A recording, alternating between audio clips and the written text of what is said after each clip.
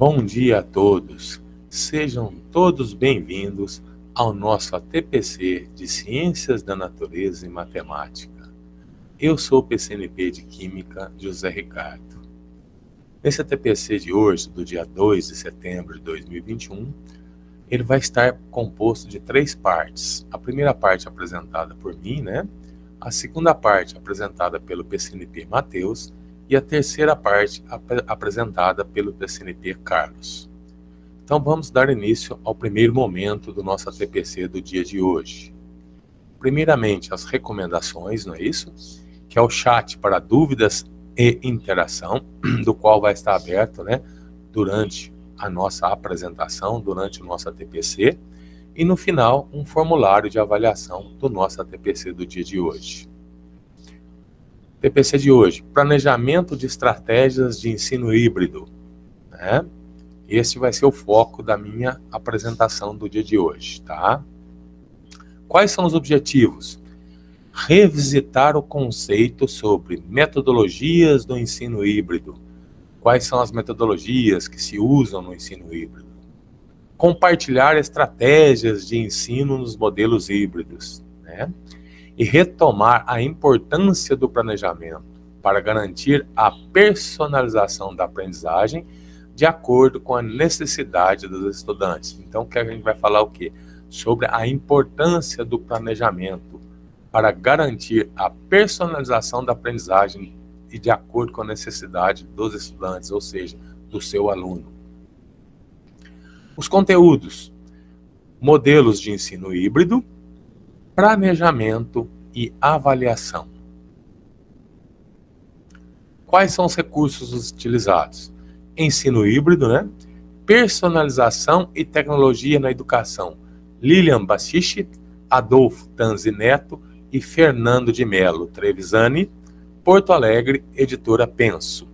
As matrizes de habilidades essenciais, currículo paulista e o livro Educação na Era Digital. Esses são os recursos utilizados, para a preparação desse ATPC do dia de hoje. Atividade 1. Ensino híbrido. Como eu falei, a nossa atividade agora também, a parte 1, ela está dividida em 3 momentos, em 3 atividades. Atividade 1, atividade 2 e atividade 3. A atividade 1, ela vai falar do ensino híbrido propriamente dito, tá? O que é um ensino híbrido? Olha lá. É a junção da sala de aula mais do ensino online, Aí vem a definição dele, por Orne Starkey, que é o ensino híbrido é qualquer programa educacional no qual um estudante aprende, pelo menos em parte, por meio de ensino online, com algum elemento de controle do estudante sobre o tempo, o lugar, o caminho e ou o ritmo, Isto é o quê? Uma definição de Arne Stark, em relação ao ensino híbrido, que é a junção da parte da sala de aula mais o ensino online. A personalização do ensino híbrido. Possibilidades de escolha, das metodologias. Aí vem a adaptação no ritmo e no modo de estudo. E a última aí é a tecnologia. Viabiliza, mas não garante. Não é isso? Não garante o quê? A aprendizagem, Trabalho da autonomia. Gestão de rotina. Tarefas. Reflexão sobre o aprendizado. Diferenças com relação à independência e o processo gradual e intencional, ou seja, a gestão da rotina é a rotina sua de trabalho, as tarefas que você vai preparar, a reflexão sobre esse aprendizado e as diferenças com relação à independência, ou seja, a maneira de como ela vai ser feita, e o processo gradual e intencional de aprendizagem. Agora nós vamos na atividade 2. Aí já vem uma questão, um questionamento para vocês. Planejar para construir o conhecimento. Você acredita nessa afirmação?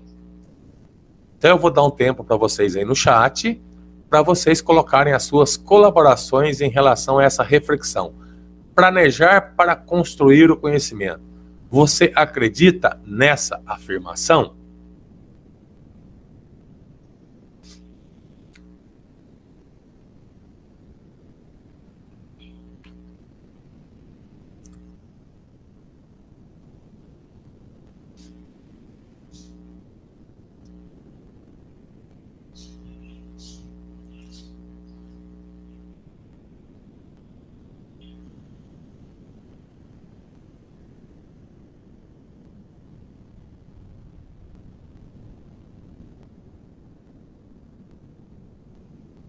Vocês podem colocando o pensamento de vocês em cima dessa reflexão no nosso chat aí, tá? Colocando as suas colaborações.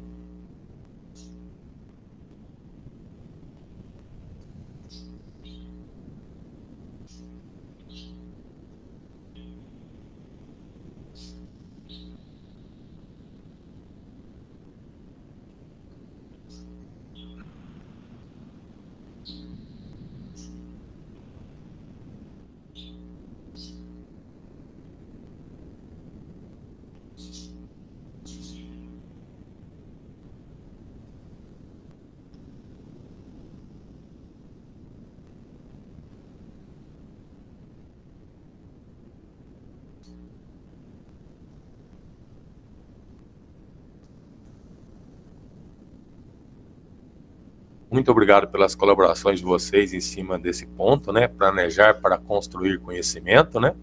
Você acredita nessa afirmação? E agora a gente vai colocar o segundo questionamento em cima dessa atividade 2 para vocês aí, para vocês colocarem suas colaborações no chat.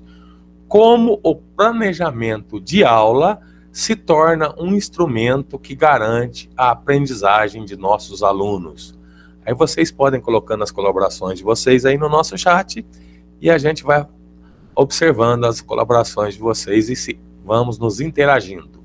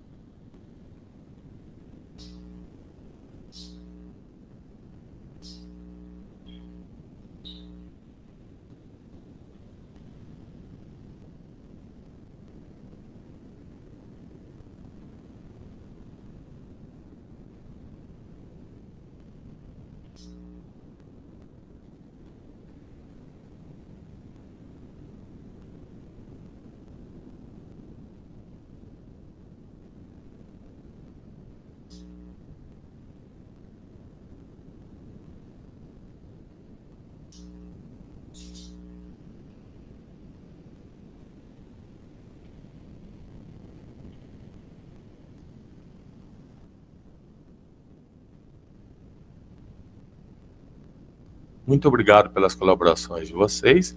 Agora a gente vai dar prosseguimento ao nosso ATPC. Planejar exige do professor. O que ele exige do professor, o planejar? Primeiro, clareza sobre como o estudante aprende, a concepção de aprendizagem. Segundo item, a utilização de materiais e recursos, né? Materiais e os recursos didáticos, e os materiais a serem usados na aula, os materiais didáticos. Terceiro, conhecimento de modelos e estratégias didáticas. O quarto, conhecimento do currículo paulista. Próximo aí, conhecer a realidade da escola e do estudante, feita através de uma avaliação diagnóstica, não é isso? E saber como avaliar e para que avaliar. Isso é o quê? O planejar, os pontos do planejamento que exige do professor, tá? Todo planejamento tem o quê? Tem uma ação e uma reflexão que vai haver o quê? Uma intervenção do docente, ou seja, a intervenção do professor em relação à ação e à reflexão. A utilização de materiais didáticos para esse planejamento. O material didático é uma ferramenta importantíssima para a aprendizagem. Ao considerarmos a aprendizagem como ação, o material didático deve ser pensado em prol do objetivo desta aprendizagem, ou seja, o material didático a ser usado, ele tem que ser pensado no quê? No objetivo principal, que é? Da aprendizagem do nosso aluno. Ele deve favorecer o desenvolvimento de habilidades, competências e a aprendizagem de conteúdos. Quem que deve favorecer isso? O nosso material didático, em que nós vamos fazer uso. Além de organizador, o professor também é facilitador nesse processo. Não mais aquele que expõe todo o conteúdo aos alunos, mas aquele que fornece as informações necessárias que o aluno não tem condições de obter sozinho. Nessa função, faz explanações, oferecem materiais, textos e diversas outras coisas. Isso está na Editora Brasil, 1998, página 38. Continuando da utilização de materiais didáticos agora em relação ao Fiorentini Miorin, 1990, página 6. O importante da ação é que ela seja reflexiva, ou seja, toda ação seja o quê? Reflexiva, para cair naquele momento que nós tivemos agora há pouco, né? Toda ação tem uma quê? Uma reflexão. E que o aluno aprenda de modo significativo, desenvolvendo atividades nas quais raciocine, compreenda, elabore e reelabore seu conhecimento. Sendo que o uso de materiais pode trazer uma grande contribuição nesse sentido. Afinal, o aluno é um sujeito ativo na construção de seu conhecimento. Ou seja, ele é o sujeito ativo, precursor do seu conhecimento. Ele aprende a partir de suas experiências e ações, sejam elas individuais ou compartilhadas com o outro. Modelos e estratégias didáticas. Há estudos e pesquisas sobre estratégias didáticas que facilitam ao planejar. Portanto, é necessário que o professor conheça estratégias diferenciadas de ensino para que possa adequar as atividades às necessidades do estudante. Quem é promissor disso e conhecedor mais dessas estratégias em relação aos seus alunos são vocês, professores, tá? Porque cada um conhece os alunos em que está tentando, né, e fazendo o ensino-aprendizagem.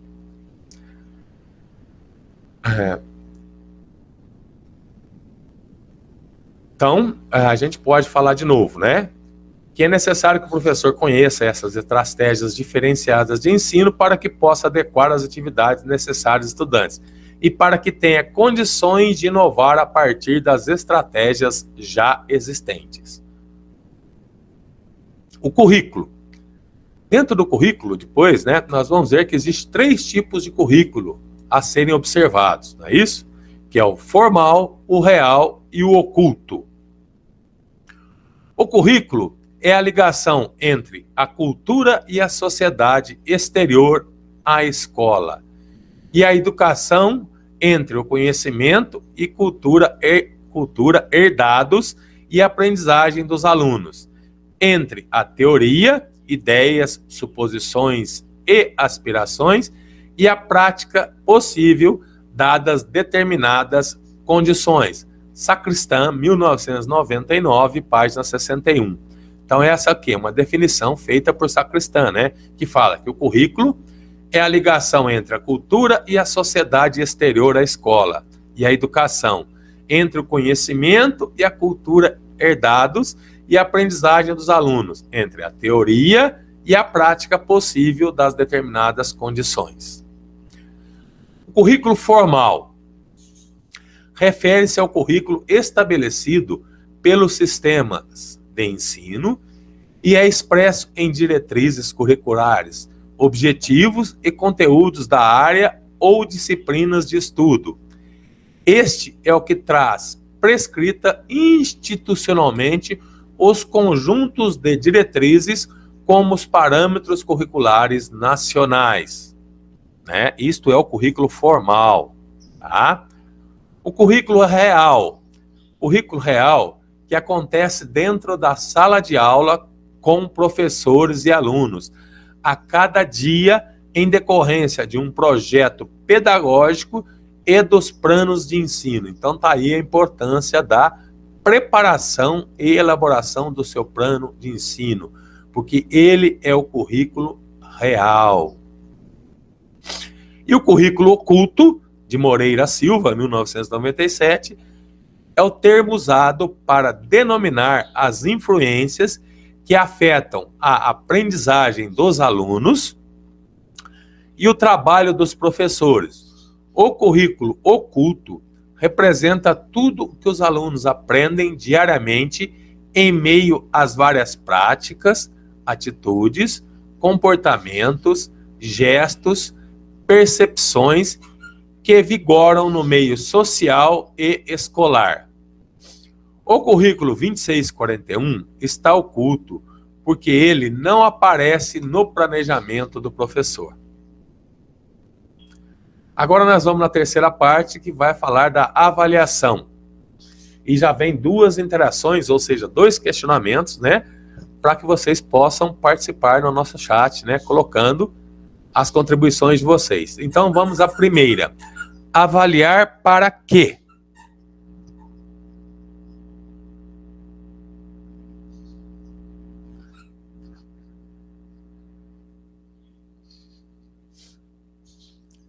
Aí vocês vão colocando, né, as colaborações de vocês no nosso chat sobre esse primeiro momento. Avaliar para quê?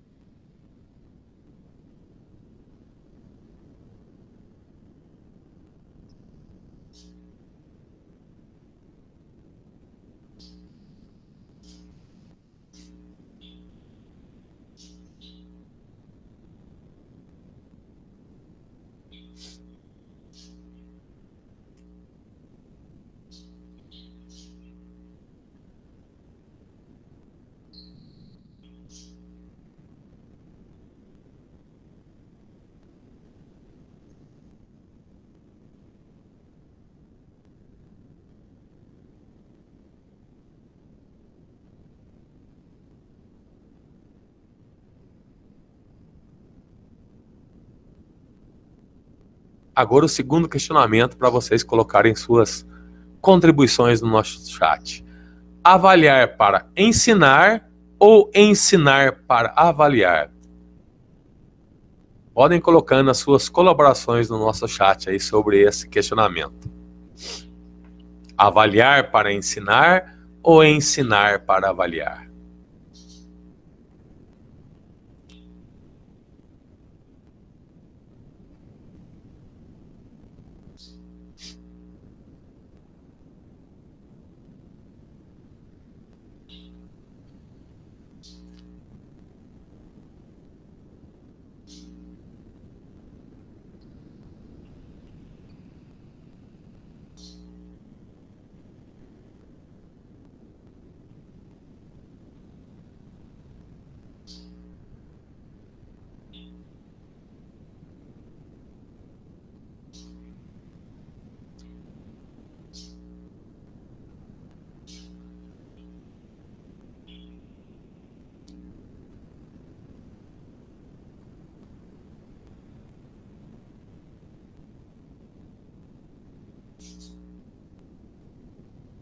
Muito obrigado pela colaboração de vocês, né? Agora a gente vai dar prosseguimento a essa terceira parte do nosso ATPC, que é a atividade 3, que fala sobre avaliação. Avaliar para quê? E avaliar para ensinar ou ensinar para avaliar? A avaliação da aprendizagem só funciona bem se houver clareza do que se deseja, que é o projeto político-pedagógico. Se houver investimento e dedicação na produção dos resultados por parte de quem realiza a ação, a execução.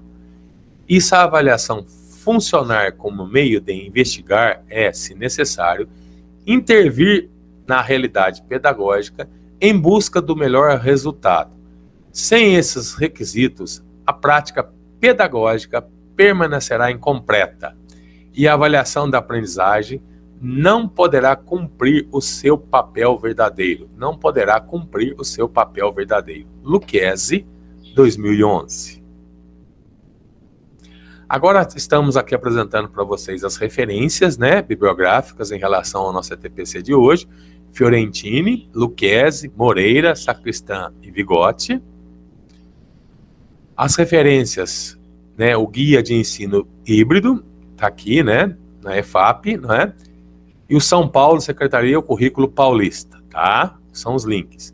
E para saber mais, nós temos os links do Guia do Ensino Híbrido e uma videoformação sobre metodologias ativas do ensino híbrido, que está aí os links para vocês terem acesso, né? O meu muito obrigado pela participação e pela colaboração de todos. Meu muito obrigado. Agora nós vamos para um breve intervalo e depois teremos a continuidade do nosso ATPC com o nosso PCNP Matheus e depois com o PCNP Carlos.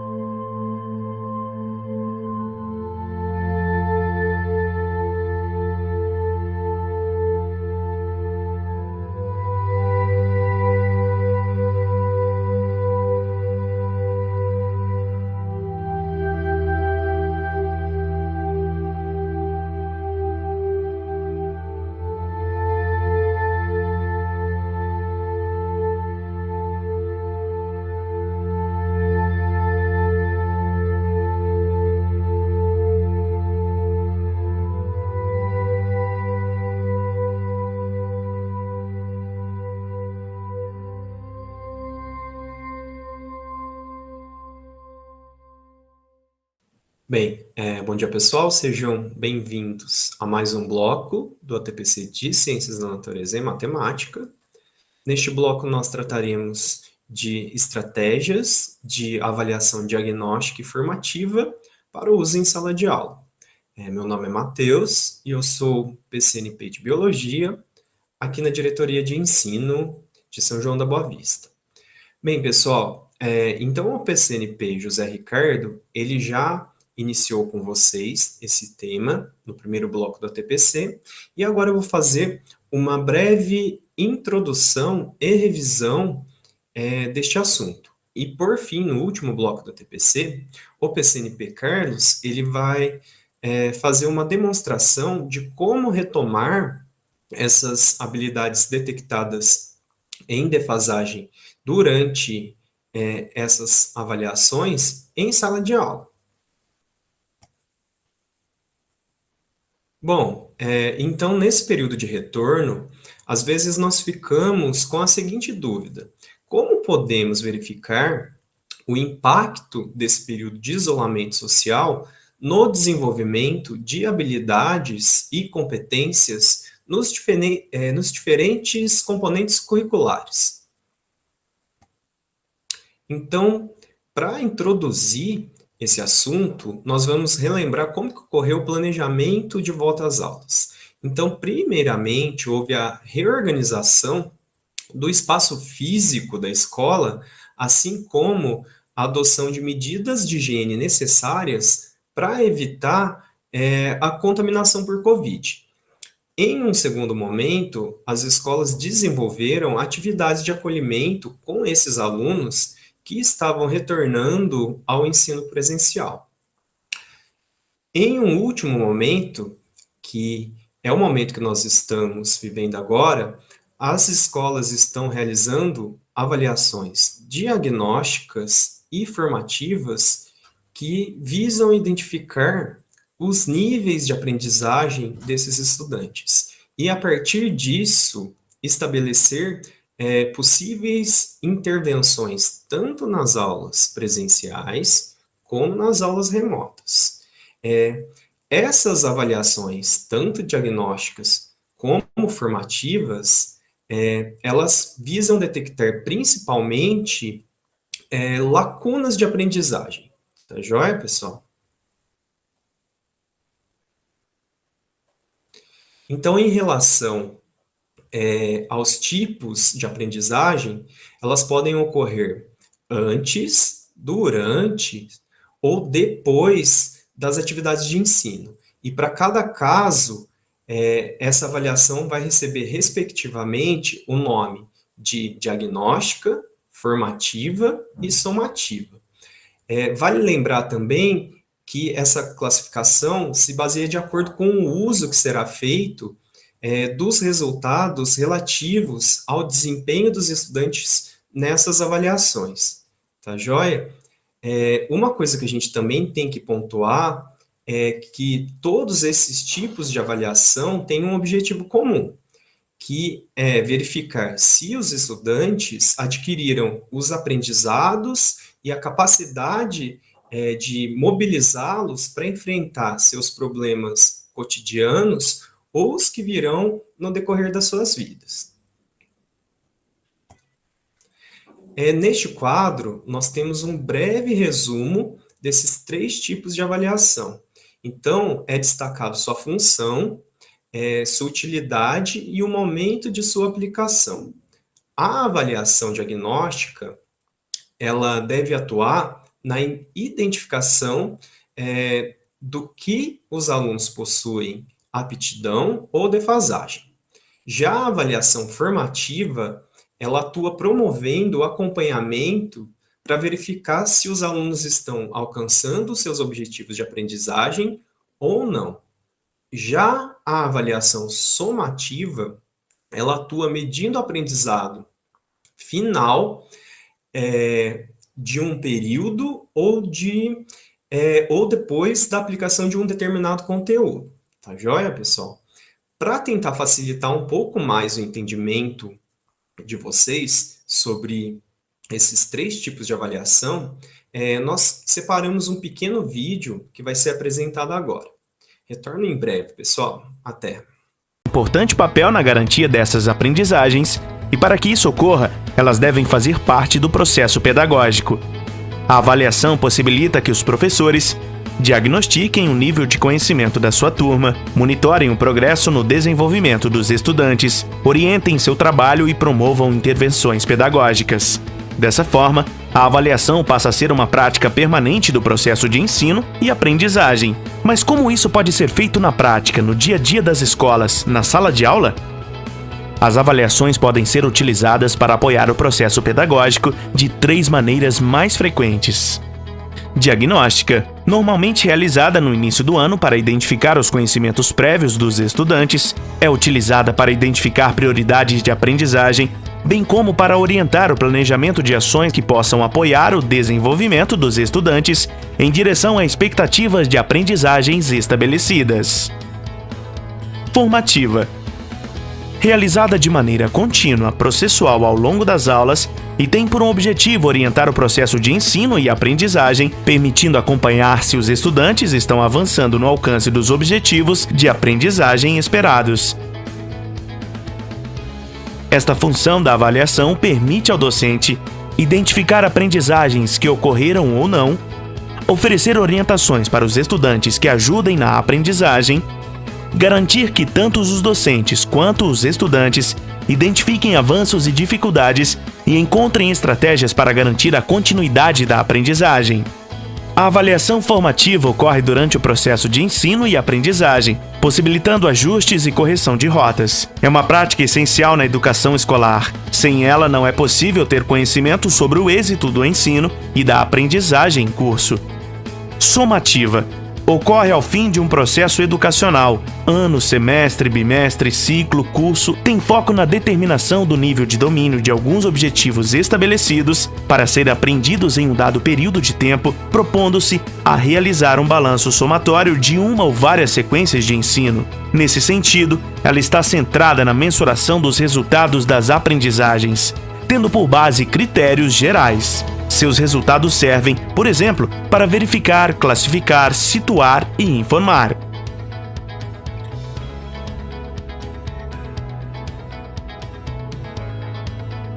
É fundamental que tanto as avaliações diagnósticas e formativas quanto as avaliações somativas incorporem nas suas concepções as competências e habilidades presentes na base. Tendo em vista as demandas e desafios característicos do século XXI, espera-se que os estudantes dominem habilidades consideradas essenciais para o mundo atual e, assim, possam se desenvolver com êxito ao longo da vida. Nesse sentido, é fundamental que as avaliações sejam capazes de aferir habilidades que envolvem dimensões mais complexas do processo cognitivo, como o pensamento crítico, a capacidade de resolver problemas com múltiplas soluções ou a diferenciação entre fatos e opiniões. Neste ano, em que o mundo foi impactado pela pandemia do novo coronavírus e que milhares de escolas foram fechadas, as consequências sobre a aprendizagem e desenvolvimento dos estudantes precisarão ser precisamente identificadas e solucionadas. As práticas avaliativas ganham ainda mais relevância neste contexto adverso, sendo uma importante aliada para que se tenha uma verdadeira compreensão do cenário que as escolas enfrentarão. Apenas por meio de processos avaliativos estruturados e precisos é que será possível apoiar os docentes e estudantes em estratégias de priorização curricular, intervenções pedagógicas planejadas e verificação da aprendizagem, superando os desafios impostos pela pandemia e consolidando um ciclo permanente e exitoso de ensino. Bom, pessoal, então voltando aqui, neste ponto nós vamos dar um enfoque na avaliação formativa. E por que esse destaque? Pois ela faz parte do processo de ensino. Então, trata-se de uma avaliação para aprendizagem e não apenas da aprendizagem. E é só através da avaliação formativa que é possível avaliar todos os objetivos de aprendizagem de uma proposta pedagógica. Então, conforme esta síntese, a avaliação formativa pode ser dividida em 3 etapas. Na primeira etapa, eu procuro compreender os objetivos de aprendizagem, isto é, onde o estudante deve chegar. Na segunda etapa, eu desenvolvo atividades que forneçam evidências sobre o estágio de aprendizagem em que meu estudante se encontra. E na última etapa, eu forneço devolutivas que propiciem o progresso de cada estudante. Para facilitar o entendimento dessas etapas, nós vamos transformar elas em perguntas, tá joia? Perguntas que eu devo me fazer durante o processo de ensino. A primeira pergunta que eu tenho a fazer é onde o estudante deve chegar. Então, primeiro, deve-se compreender os objetivos da aprendizagem, isto é, onde o estudante precisa chegar em relação ao desenvolvimento de habilidades e competências. Os documentos curriculares são meras listagens dessas habilidades, o que não vai permitir a construção de uma compreensão sobre o sentido pedagógico de cada objetivo de aprendizagem. Então, por isso, é necessário que o professor construa critérios para conseguir identificar se os alunos desenvolveram determinadas habilidades ou competências ou não, tá joia? Só depois que forem estabelecidos esses critérios é que eu vou conseguir verificar se o estudante atingiu um objetivo esperado. A segunda pergunta é onde o estudante está.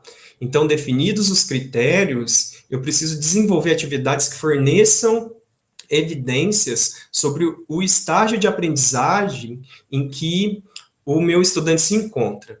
Então, atividades que, ao serem resolvidas, elas revelam se o estudante desenvolveu ou não determinado aprendizado. Tá joia? Na avaliação formativa, eu não devo atribuir uma nota ao meu aluno, mas sim elaborar comentários que mostrem onde a resposta do meu estudante pode ser melhorada. Outra pergunta é como progredir. Então, esse progresso é através das devolutivas. Então, é fornecendo devolutivas que vão propiciar o progresso de cada estudante. Então, deve ser definidos quais conhecimentos ou habilidades precisam ser reforçados e quais estudantes que ainda necessitam desenvolvê-los. Então, portanto, esta etapa, ela nada mais é do que uma orientação para o meu estudante, tá ok? Sobre como preencher determinadas lacunas de aprendizagem encontradas. Então, finalmente, o professor ele deve usar todas essas informações coletadas para reorientar e adequar o seu trabalho pedagógico, tá ok? Então, pessoal, resumindo, a avaliação formativa, ela é um processo contínuo, que ocorre junto ao trabalho de ensino, e que vai consistir na coleta e na interpretação de evidências sobre a conquista de objetivos de aprendizagem. Então, ela coloca os estudantes no centro do processo. Por quê? Porque o foco é a evolução do seu aprendizado. Além disso, a avaliação formativa, ela exige também a participação do aluno, seja na compreensão dos critérios utilizados e no desenvolvimento alcançado, ou seja, na participação em um processo de autoavaliação, por exemplo, tá joia? E ao acompanhar a aprendizagem daquilo que deve ser ensinado, a avaliação formativa também vai fortalecer a implementação do currículo. Bom, pessoal, é isso por hoje. No próximo bloco, nós teremos uma noção de como isso pode ocorrer na prática dentro de uma sala de aula. Ok? Um abraço, pessoal. Até a próxima.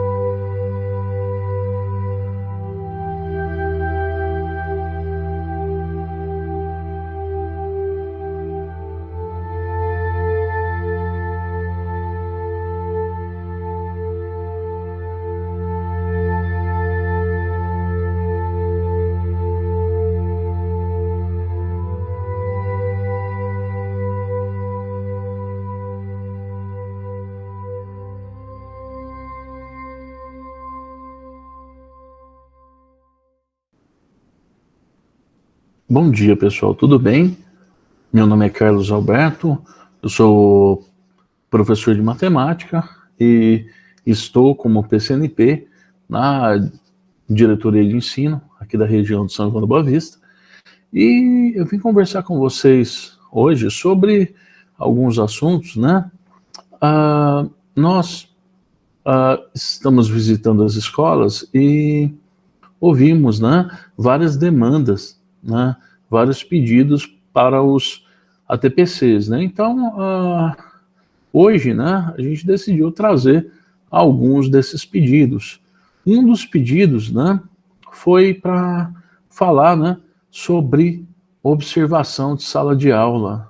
Aí você deve estar se perguntando, né, que será que o Carlos vai falar para mim sobre observação de sala de aula? Alguém vai entrar na minha sala, vai olhar minha aula e vai observar, e é isso. E aí eu queria bater um papo com vocês sobre esse olhar, né? Que é essa observação de sala de aula?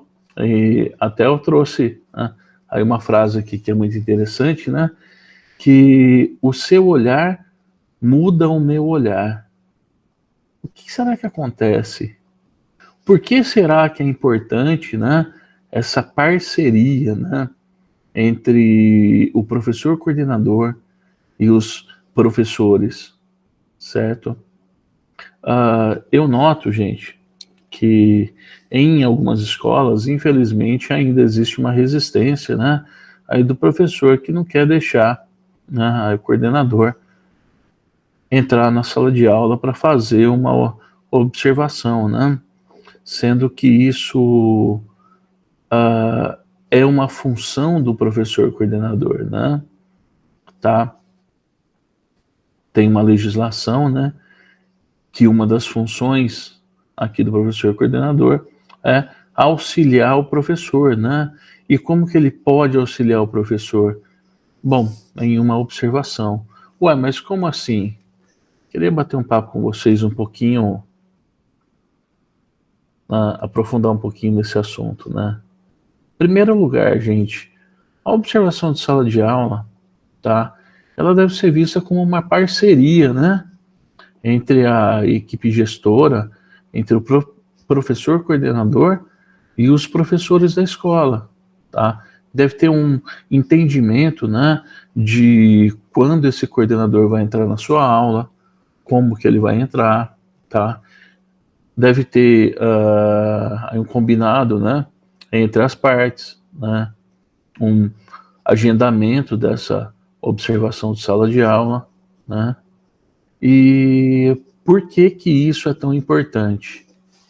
Eu vou dar um exemplo, né, que eu já usei em várias reuniões, mas eu usei em reuniões para professores coordenadores, né?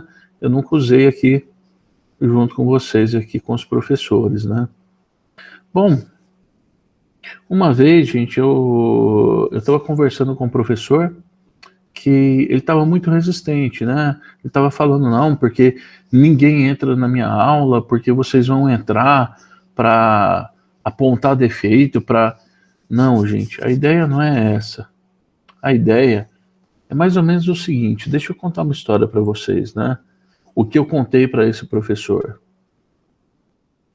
Imagina que existe uma mesa aqui, né, de jogo de baralho, e essas duas pessoas estão jogando, né, e uma delas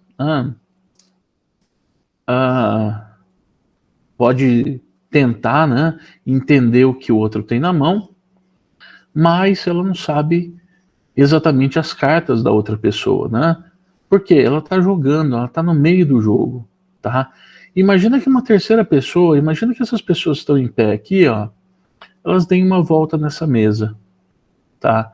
Ela vai ver, né, as cartas dos dois participantes. Imagina se essa pessoa que está em pé pudesse dar uma dica, tá, para algum desses participantes. Imagina se essa pessoa que está em pé, tá? Imagina que você está no meio do jogo, e essa pessoa que está em pé chega para você e fala, ó, a outra pessoa tem tais cartas, joga dessa maneira que você vai melhorar o seu jogo, você vai ganhar o seu jogo. E, gente, a entrada na sala de aula é mais ou menos assim, não é um olhar punitivo, não é olhar para você e apontar defeito na sua aula.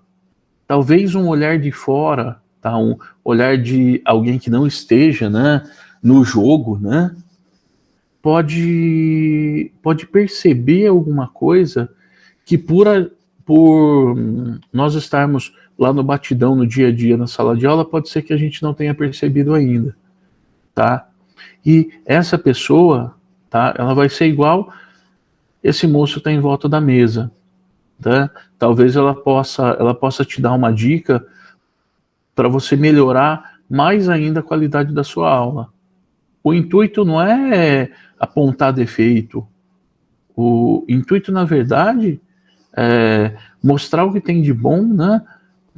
Enaltecer o que tem de bom na sua aula e conversar com você alguns pontos que pode ser que possam ser melhorados, né? Então, essa conversa prévia, essa parceria, tá, é muito importante para que haja, né, aí uma cooperação, né, nessa devolutiva que o professor coordenador vai te dar, não é uma devolutiva punitiva, tá, uma devolutiva formativa, né. Aí você pensa, poxa, mas eu dou aula de física, de química, de matemática, aí meu coordenador é de língua portuguesa, o que ele vai apontar na minha aula? Em primeiro lugar, né, ele não vai apontar a sua aula, ele vai olhar para aspectos pedagógicos, né, ele vai olhar, tá, para vários fatores dentro da sua aula, que pode ser que você, por estar no meio do jogo, como eu já disse, ainda não tenha percebido. Eu vou dar um exemplo. Eu participei de uma observação de sala de aula, né? Eu vou dar um exemplo que pode parecer óbvio, mas que no momento não foi tão óbvio, né? Uma professora, né? Que ela entrava na sala, né? Ensino médio, e ela tinha um combinado com os alunos. Enquanto a sala não estivesse em silêncio, enquanto ela não tivesse feito a chamada completa com a turma em silêncio, ela não começava a aula. Adivinha o que acontecia, né? Os alunos perceberam isso, né? E faziam de tudo para não deixar ela fazer chamada, para não começar a aula. Então, né? A gente deu uma dica para ela. A aula dela muito boa, ela conduzia a aula de uma maneira fantástica, tá? Só que a gente chegou para ela e falou, olha, por que a senhora já não entra, né? Conversando com eles, passando alguma atividade, né? E a hora que os alunos estiverem entretidos nessa atividade, a senhora senta e faz a chamada. Beleza, eu voltei dali um mês, né? Aí eu conversei com ela. Ela disse que na correria do dia a dia ela não tinha percebido isso, né? E melhorou sim a qualidade da aula dela. Pode parecer óbvio para a gente, mas às vezes tem muita coisa que no dia a dia, tá, a gente não percebe, e alguém de fora que vai olhar, que pode ter um olhar diferente, alguém que está fora do jogo, pode perceber alguma coisa e pode dar uma dica, tá? Esse que é o bate-papo que eu gostaria de ter com vocês, tá? Vejam isso como parceria, não como punição, certo, gente? Bom, o Matheus conversou bastante sobre tipos de avaliação, né? E ele conversou bastante sobre avaliação formativa, né? Que é o grande foco, né? É você formar o seu aluno no meio do processo, você recuperar o seu aluno no meio do processo. E outra demanda, né? Que foi muito conversado aí nos últimos dias que eu estive na escola, né, foi sobre tempo, né? Me questionaram bastante assim, poxa, Carlos, mas já veio uma AP, né, aí veio aí uma sequência digital, nem deu tempo ainda, já está chegando outra AP. Tá muito corrido? Sim, tá muito corrido, tá? Só que é o que a gente está tendo. Então a gente tem que usar esses resultados, né, aí a nosso favor, já que a gente tem esse diagnóstico, tá?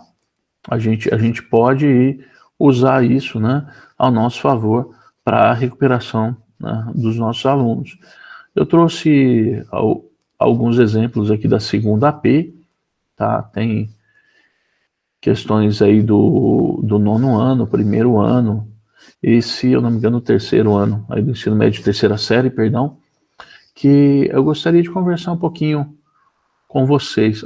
Outro pedido que fizeram para a gente também é alguma coisa mão na massa, né? Que era para resolver, para discutir.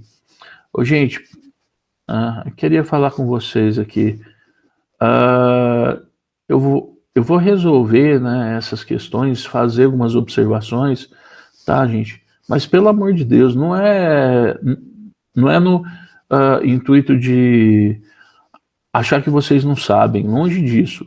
Todo mundo que está dando aula de matemática aí, fez uma graduação, tem aí os conhecimentos, tem um conteúdo para isso, conhece o conteúdo, domina o conteúdo, e pode ser que eu dê uma dica, né, aqui que pode contribuir, né, aí na sua e no seu dia a dia aí na sala de aula. Então, olha lá, olha essa questão aqui, ó.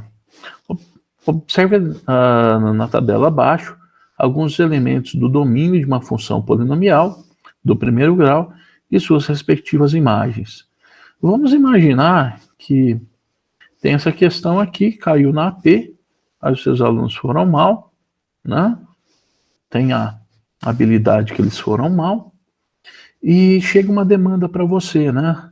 Eu quero que você trabalhe, né, essa habilidade. Ok. Primeira coisa que muita gente me pergunta, né? Carlos, como que eu vou fazer uma recuperação, né? Eu não tenho tempo para parar, né, o que eu estou fazendo para fazer recuperação, para depois retomar, tá?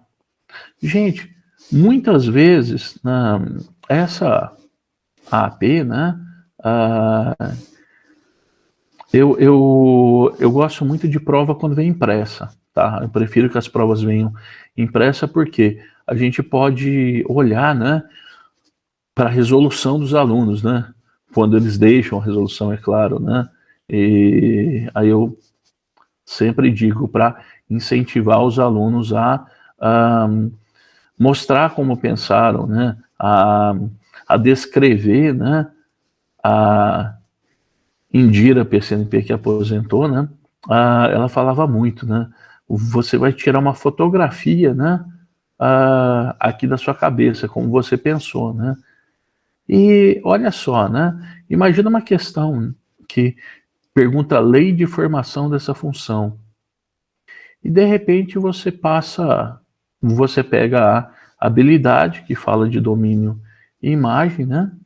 E você tem que fazer uma recuperação disso, você passa vários exercícios de domínio e imagem. Será que isso realmente vai resolver? Será que realmente esse é o problema dos seus alunos para resolver uma questão desse tipo? Será que se você trabalhar um pouquinho o conceito de variável e de constante, você não vai sanar a dúvida dos seus alunos nesse tipo de questão? Então, por isso que eu falo, depende de vários fatores, depende da sua realidade, depende se você tem acesso, né, aos protocolos, né, a como o seu aluno resolveu essa questão, tá? Então, isso depende de vários fatores, né? Mas, olha só, fica uma dica aqui que eu sempre passo, né, aos meus alunos quando tem esse tipo de questão. Eu gosto muito de falar, né, de conceito de variável, né, e de constante. Olha só, deixa eu ver se a minha caneta vai funcionar aqui. Beleza. Eu falo para eles aqui, ó, que de linha para linha tá variando, tá? O meu f de x tá variando de 2 em 2, né? Tá aumentando aqui de 2 em 2, variando o conceito de variável, né? Então, se ele está variando de 2 em 2, eu posso colocar aqui que na minha lei de formação tem 2x. Só que aí eu vou testar, olha, eu vou colocar menos 2 aqui no lugar do x e vou ver se vai dar menos 2 a resposta, né?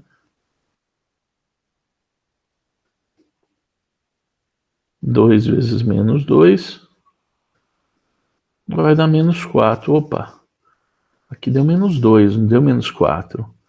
No de baixo, 2 vezes menos 1 deu menos 2. Aqui deu 0. 2 vezes 0 dá 0. Aqui deu 2. Notem, gente, que quando você pega o que está variando, né, e multiplica aqui pelo valor do x, tá? Você sempre vai estar errando por 2 unidades, tá? Aí que vem o conceito de constante, né? Constantemente estão faltando 2 unidades. Então, se eu colocar aqui 2x mais 2, eu posso testar novamente aqui, ó. E conversar com eles, que não é testar numa linha só, tá? Quando eu tenho uma lei de formação, ela tem que valer para todas as linhas. Olha só, 2x vezes menos 2, já tenho que é menos 4, mais 2, menos 2, bateu aqui. 2x vezes menos 1, menos 2. Se eu colocar constante mais 2, igual a 0. Bateu aqui. 2 vezes 0, 0. Mais 2, igual a 2. Bateu aqui também. Então, gente, se eu usar, tá, esse formato para encontrar uma lei de formação de função do primeiro grau, tá, sempre vai dar certo, observando de quanto em quanto está variando e qual que é o meu, eu vou usar um nome diferente, né? Qual que é o meu fator de correção, né? Que sempre vai ser o mesmo, né? Em todas as linhas, o meu fator de correção, que é a constante, né? Então, pode ser que na sua turma, né, você não tenha que parar tudo para voltar domínio, imagem, o que é uma função do primeiro grau. Às vezes o que está faltando para o seu aluno é compreender essa noção, né, de variável e de constante, né?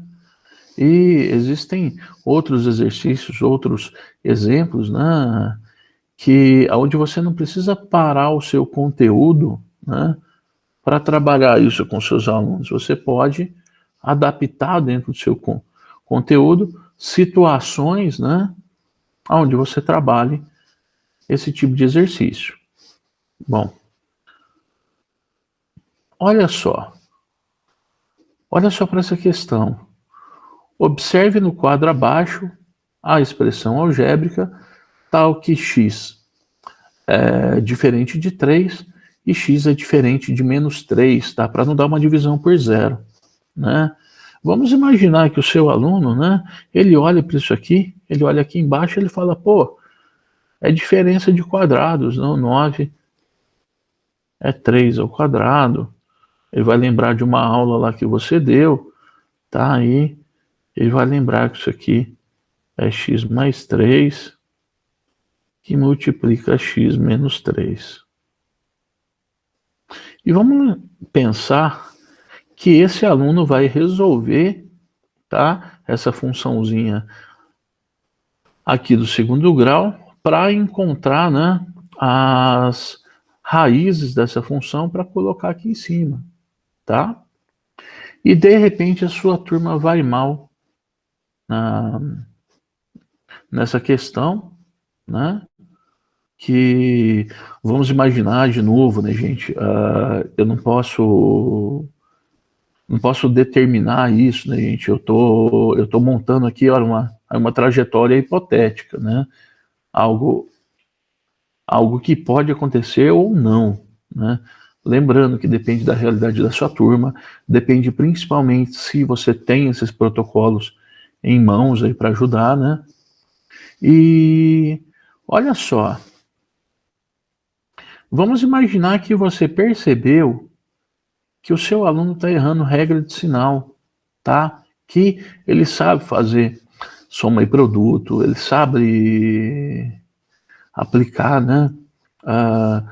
Bhaskara, né? Ele sabe encontrar as raízes por Bhaskara, só que ele está errando regra de sinal, tá? Adianta você pegar e dar 80 exercícios de função do segundo grau para ele? Divisão de polinômio? Não. Ele precisa de regra de sinal. Aí é que está outra coisa. Você precisa parar a sua aula totalmente para falar, não, hoje a gente vai fazer uma revisão de regra de sinal.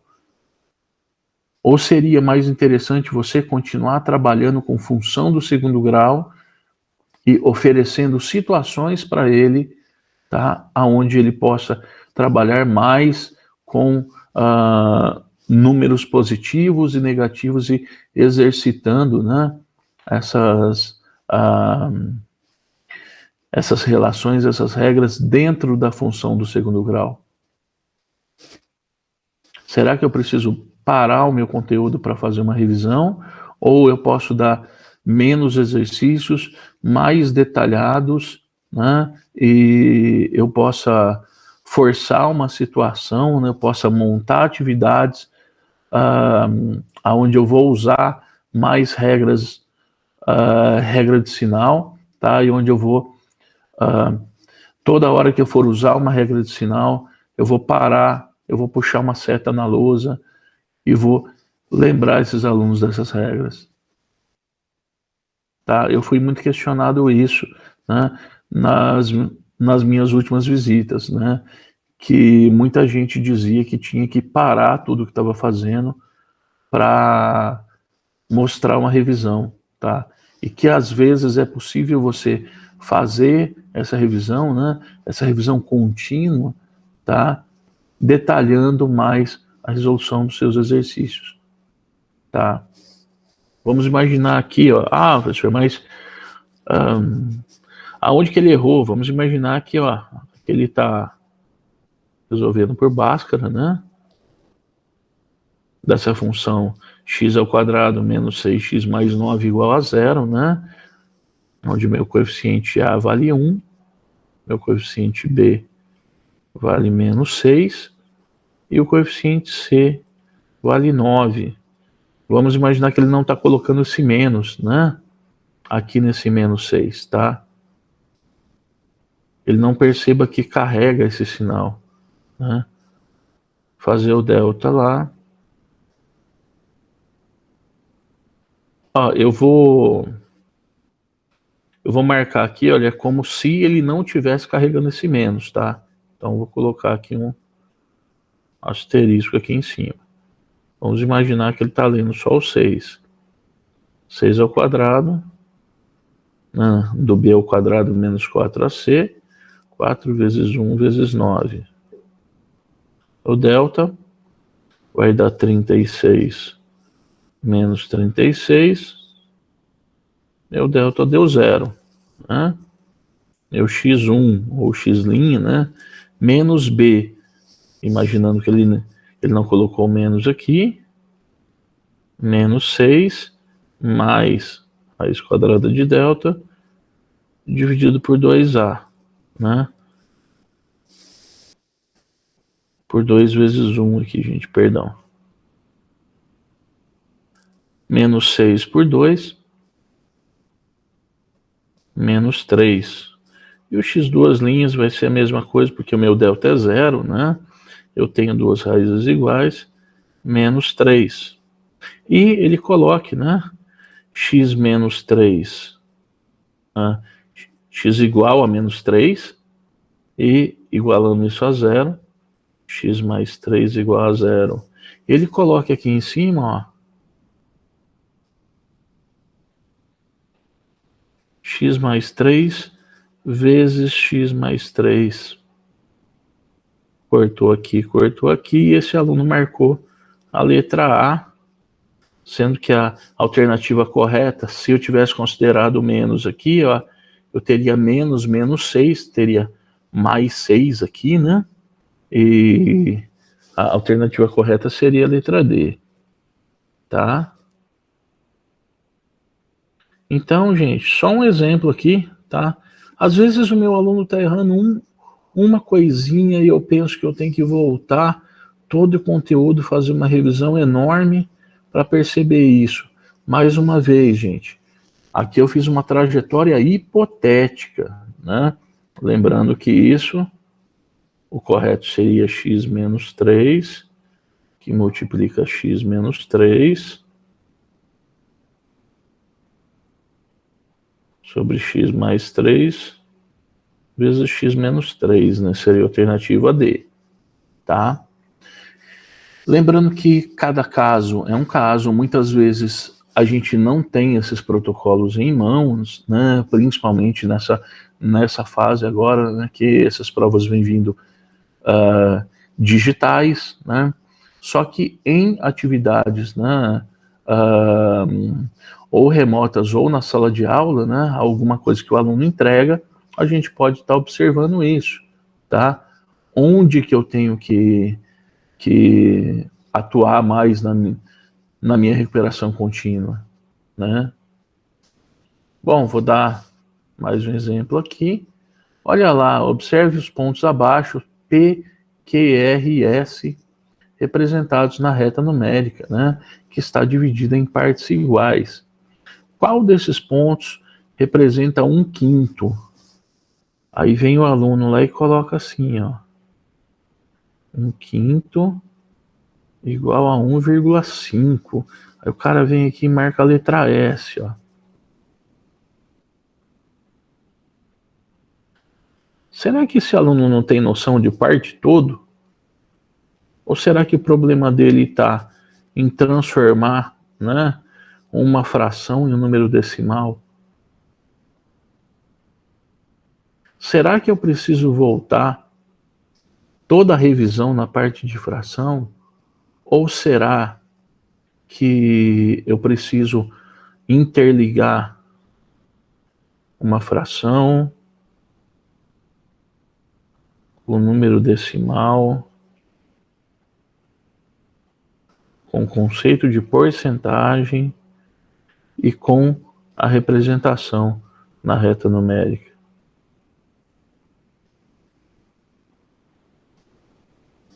Né? Como será que eu faço isso? Tem alguma dica? Tem. Trabalha com monetário. 1/5, R$1 para 5 crianças. Quanto cada uma vai receber? Vai receber 20 centavos. Como que eu represento 20 centavos? 0,20, né? Centavos, a ideia do centavo está ligado diretamente na ideia da porcentagem. A ideia do centavo é R$1 que foi dividido em 100 partes. A porcentagem é 1 inteiro que foi dividido também em 100 partes. Tudo que eu represento na forma decimal e leio como centavo, eu posso ler como porcentagem. Então, às vezes, o que está faltando é interligar essas ideias. Aí, às vezes, eu quero voltar lá, peguei uma barrinha de chocolate, dividi em 3 partes, pintei 2. Às vezes, o que está faltando é isso aqui, ó. Tá? Bom, gente, essas foram algumas dicas, né? Lembrando, de novo, eu estou fazendo uma trajetória hipotética, tá? Eu sei que todo mundo trabalha isso, eu sei que todo mundo tem o seu método, tá? Que dá certo, que funciona de acordo com a sua realidade. E me pediram nos últimos dias, né, alguma coisa mão na massa, que eu tentasse resolver alguns exercícios aí da AAP, né, mostrar, né, alguma metodologia que eu uso, né, que eu use e que possa servir para alguém, tá? Tem gente que tem métodos bem melhores que esses meus aqui, gente. Então, isso é só uma tentativa, né, de um auxílio.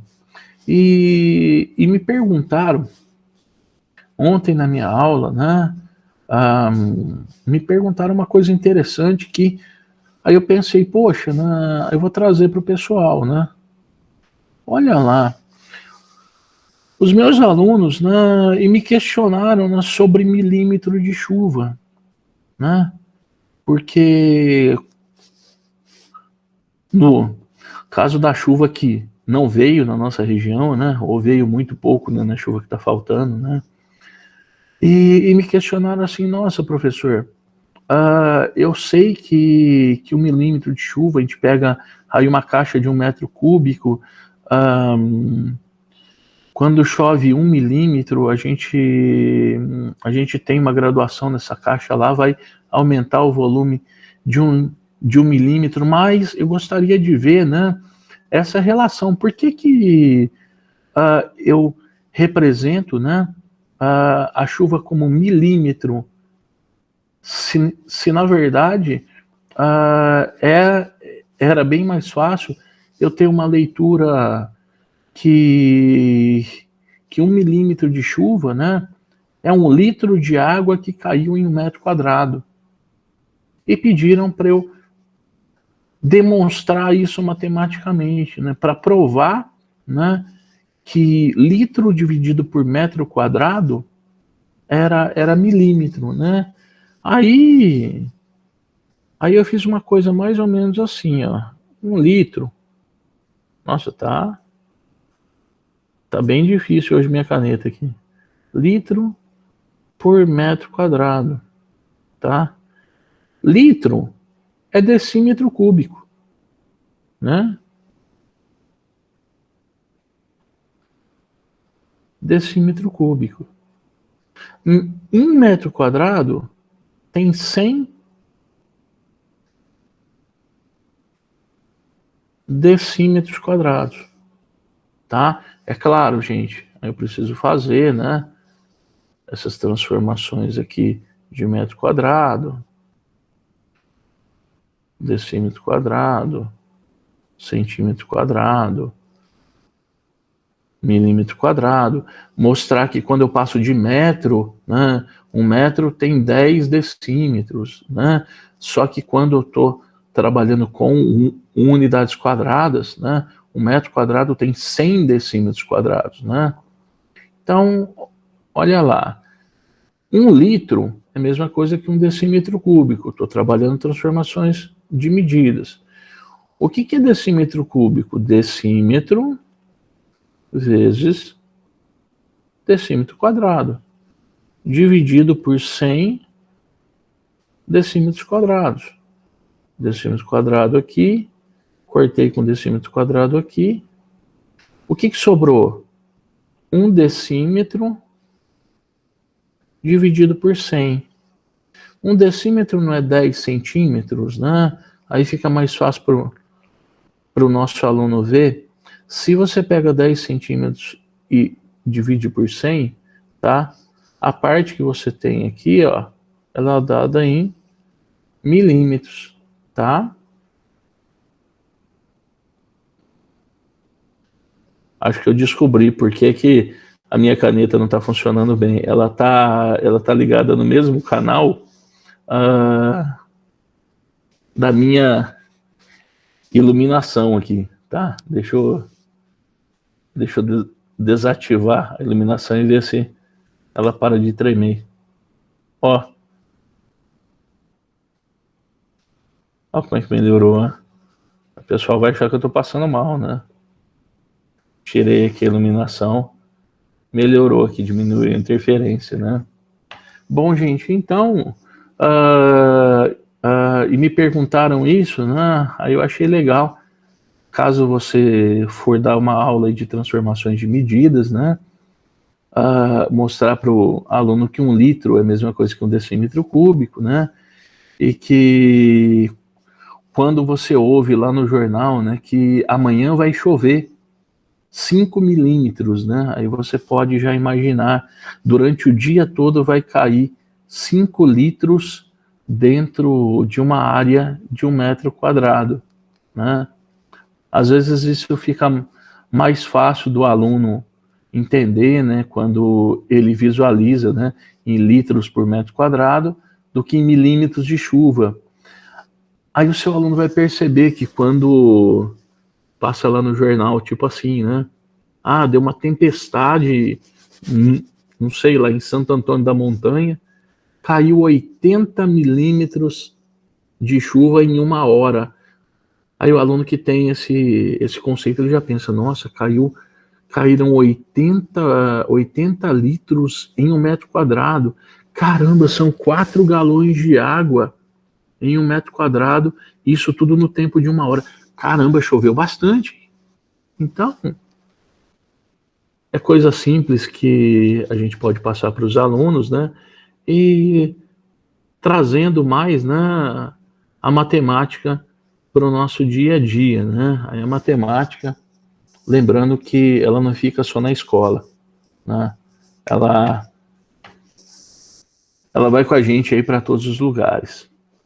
Bom, pessoal, era isso que eu queria falar com vocês, tá?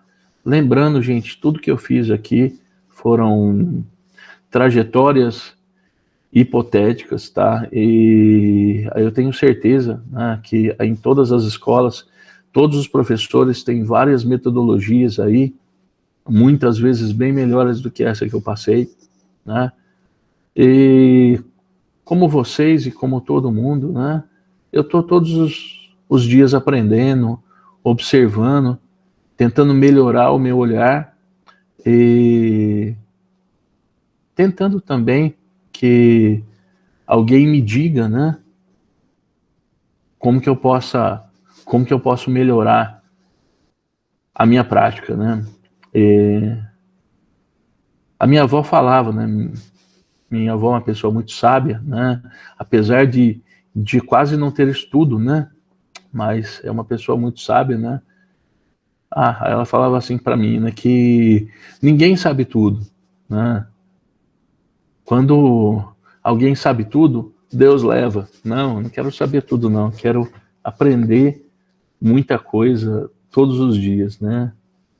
Como diria Sócrates, né? Só sei que nada sei.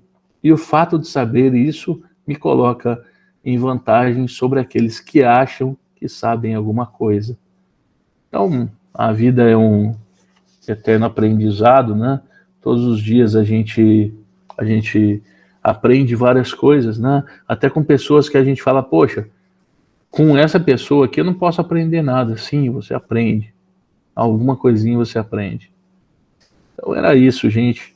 Desejar a vocês aí um ótimo final de semana, um bom feriado, que se cuidem, tá? E principalmente cuidem de quem está próximo a vocês. Tá ok, gente? Isso aí, até mais, até um próximo ATPC. Um grande abraço a todos. Tchau, tchau.